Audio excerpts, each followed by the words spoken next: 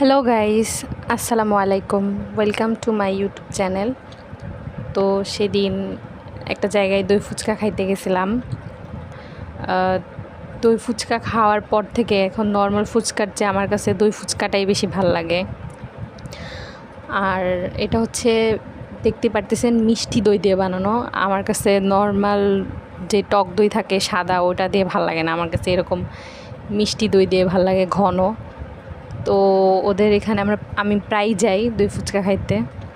ওদের দই থাকে বড় বড় মাটির ভাঁড়, ওখান থেকে দই দেয়, মিষ্টি দই। ওদের দইটা খাইতেও অনেক মজা, মিষ্টি টক দিয়ে মিষ্টি দই দিয়ে দই ফুচকা, মানে দুইটাই মিষ্টি এখানে, কিন্তু খাইতে অনেক মজা, অনেক টেস্ট। আর অনেক হেভি খাবারটা, এক প্লেট খাইলেই পেট ভরে যাবে এরকম, অনেক ভারী। আর উপর দিয়ে যে ডালমুট ছিটায় দেয়। ফার্স্টে আমি একটা শুধু ট্রাই করছিলাম, দেন টক দিয়ে খাইলাম।